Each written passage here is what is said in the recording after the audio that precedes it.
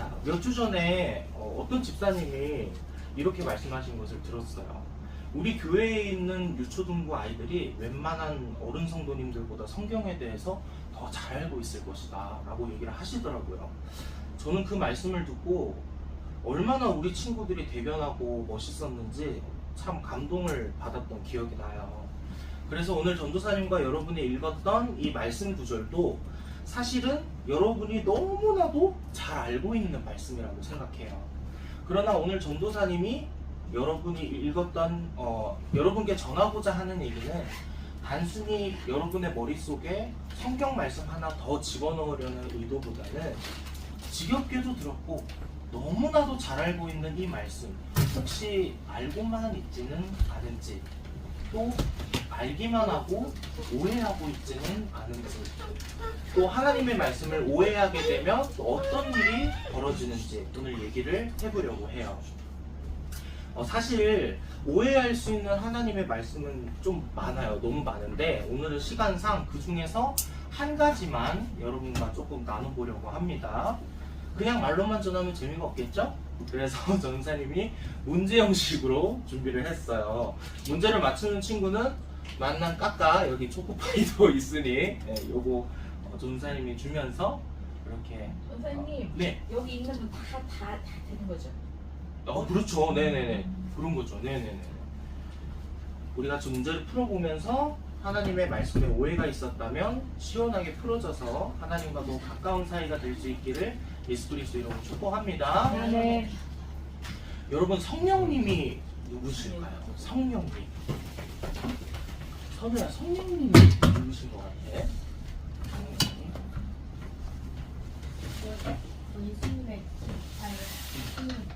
예수님의 독생자. 아주 틀린 얘기는 아니에요. 재영이, 우리 성령님이 누구라고 생각해요? 성령님. 자유롭게 얘기해도 돼요. 편안하게. 재영이가 생각하는 게 다 정답일 수 있어. 말 그대로 성령님. 그렇죠. 말 그대로 성령님. 맞아요. 성령님이에요.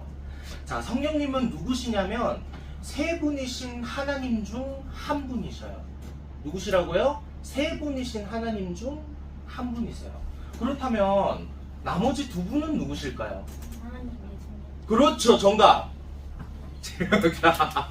이렇게 받아가는 거야. 뭔 말인지 알겠지? 이거 퀴즈. 이거 퀴즈예요. 맞아요. 대영이가 얘기한 것처럼 바로 하나님과 예수님이죠. 이 세 분은 각각 다른 하나님이지만 또 하나이신 하나님을 의미하기도 해요. 에이, 전도사님, 어떻게 세 명이었다가 한 명으로 합쳐질 수가 있어요? 라고 물어볼 수도 있어요. 그런데 그분은 우리를 창조하신 신이시기 때문에 가능하다고 합니다. 완전 놀랍죠? 자, 오늘은 세 분이신 하나님 중 성령님이 우리에게 주시는 열매에 대해서 얘기를 해볼 거예요. 자, 여러분 말씀을 다시 한 번만 읽어볼까요? 자, 시작! 성령의 열매는 사랑과 기쁨과 평화와 오래 참음과 자비와 착함과 성실과 온유와 절제입니다. 자, 집사님 뒤에 이제 문제 보여주세요. 자, 여기서 깜짝 문제. 성령님이 우리에게 주시는 열매는 몇 가지일까요? 재영이? 9가지. 9가지. 9가지. 9가지. 또 다르게 생각하시는 친구. 네, 9가지. 9가지. 9가지. 잘 봤네. 어떻게 단어가 몇 개 네, 있는지를. 눈에 보였어요. 아, 그래요? 그렇구나. 자, 성령님의 열매는 전도사님도 예전에도 그렇게 생각을 했었고 많은 친구들에게 성령님이 우리에게 주시는 열매는 몇 가지예요? 라고 물어보면 대부분 다 9가지라고 얘기를 해요. 그런데 9가지라는 말이 아주 틀린 말은 아니지만 이게 맞는 얘기는 아닙니다. 사실은. 9개라고 얘기할 수밖에 없는 이유는 단어가 9개가 적혀져 있기 때문이에요. 그러나 정답은 1번인 한 가지입니다. 한 가지. 왜 그럴까요? 왜냐하면 우리는 이 하나님의 말씀을 오해하고 있기 때문이에요. 어떤 오해가 있는지 알려면 성경에 쓰인 언어가 무엇인지 우리는 알 필요가 있어요. 성경에 쓰인 언어. 자, 또 문제예요. 여러분 성경을 나눠보면 두 가지로 나눌 수 있는데 뭐와 뭐로 나눌 수 있어요? 신약. 신약과 구약까지. 맞습니다, 집사님. 신약과 구약. 성지. 제가 갖다 드릴게요. 감사합니다. 맞아요. 신약과 구약으로 나눠요.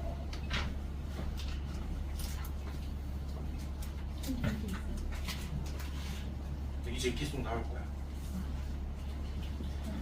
그런데 이 구약과 신약은 서로 다른 언어로 쓰여져 있어요. 혹시 어떤 언어로 쓰여졌는지 알고 있어요? 안돼. 구약은 어떤 언어, 신약은 어떤 언어? 혹시 알고 있는 친구 있어요? 주영이와 지우가 있었더라면 잘 알 텐데 없어서 많이 아쉽네요.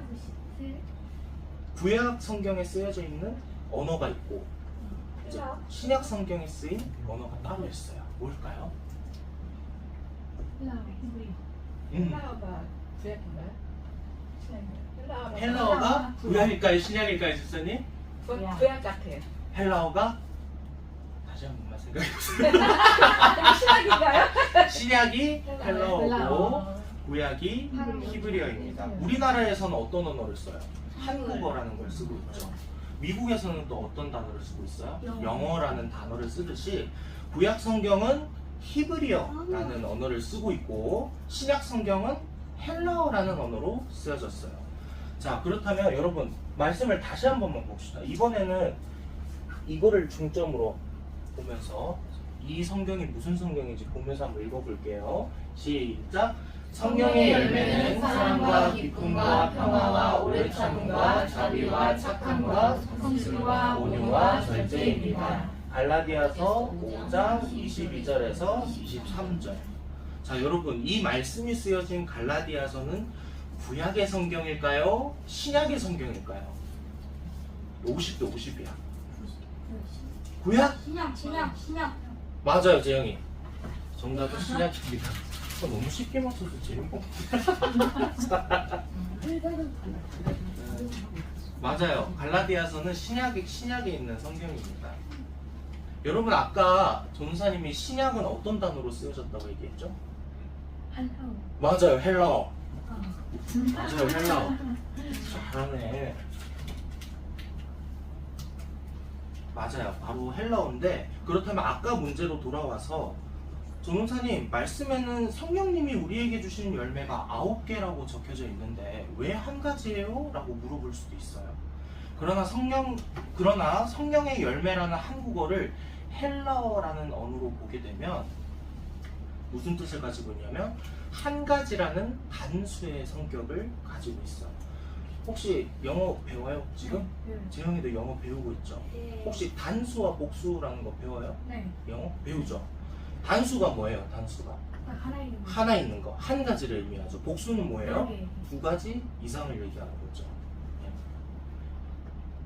그래서 성령의 열매 이 9가지가 아니라 사실은 한 가지입니다. 한 가지. 헬라어 원문으로 보면은 하나 1인칭 단수로 되어 있어요. 그렇기 때문에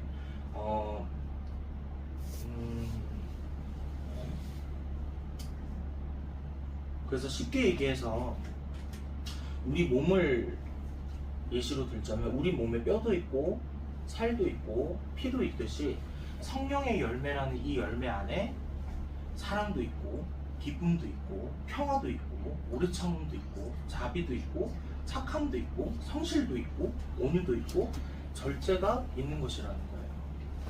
여러분 그래서 성령님이 우리에게 주신 열매는 몇 가지라고요? 한 가지입니다. 9가지가 아니에요. 9가지가. 그래서 우리는 한 가지인 성령의 열매를 9가지라고 오해를 해버렸어요. 여러분 우리가 성령의 열매를 9가지라고 오해를 해버리게 되면 어떤 일이 벌어질까요? 성령의 열매는 하나인데 9가지라고 오해를 해버렸어. 어떤 일이 생길 것 같아? 죽는 거? 저주? 저주? 하나만 가지려고 애쓸 것 같아요. 하나만 가지려고? 하나만 받았으면 좋겠다. 나는 저 하나님 저 절제하는 법을 가르쳐 온유한 마음, 절제한 마음을 주셨다. 그러니까 한 가지만. 한 가지만 바라보게 될 것 같다. 그쵸. 맞아요. 그렇게 될 수도 있을 것 같아요. 맞아요. 자, 여러분 예를 한번 들어볼게요. 여러분 앞에 두 종류의 피자가 있습니다. 두 종류의 피자가 있는데 하나는 누가 피자를 땅에 떨어뜨려 가지고 흙이 막 묻고 또 누가 침을 막 묻히면서 먹다가 남긴 피자가 10조각이 있어요. 자, 나머지 하나는 뭐냐면 방금 막 만들어진 따끈따끈하고 깨끗한 피자가 한 조각이 있습니다. 여러분은 뭘 행복하게 먹을 것 같아요? 맞아요. 깨끗하게 만들어진 한 조각을 더 맛있게 먹을 것입니다. 이와 같이 성령의 열매를 9가지라고 오해하게 되면 하나님의 말씀을 단 하나라도 제대로 정확하게 아는 것보다는 그냥 많은 양의 말씀을 외우는 것이 더 중요하다고 생각하게 됩니다. 여러분, 많이 아는 것이 중요한 게 아니에요. 많이 아는 것이 중요한 게 아니라 단 하나를 알더라도 정확하게 또 제대로 알고 있는 것이 중요합니다. 많이 아는 것이 중요하다고 생각하게 되면 하나님이 여러분과 함께하는 이 하루하루의 삶이 재미가 없어져요. 다시 말해서 하나님과 여러분의 관계가 점점 멀어지게 되는 것입니다. 왜 그럴까요? 말씀을 많이 외우고 알고 있는 게 많아야만이 하나님과 친해질 수 있다고 생각하기 때문입니다. 그러나 하나님은 말씀을 많이 알고 있는 여러분을 사랑하시는 것이 아니라 단 하나라도 정확하게 알고 제대로 알고 있는 여러분을 하나님께서는 더 사랑하십니다. 하나님의 말씀을 아는 것은 하나님 자체를 아는 것과 같다고 볼 수 있어요. 그렇기 때문에 우리는 단 하나라도 하나님에 대해서 정확하게 알고 있어야 해요. 마치 여러분의 친한 친구가 뭘 좋아하고 뭘 싫어하는지 정확하게 알고 있는 것처럼요. 여러분, 그래서 성령님이 우리에게 주시는 열매는 몇 가지라고요? 한 가지예요. 어때요? 하나님에 대한 오해가 좀 풀리셨나요? 이 성령의 열매에 대한 오해가?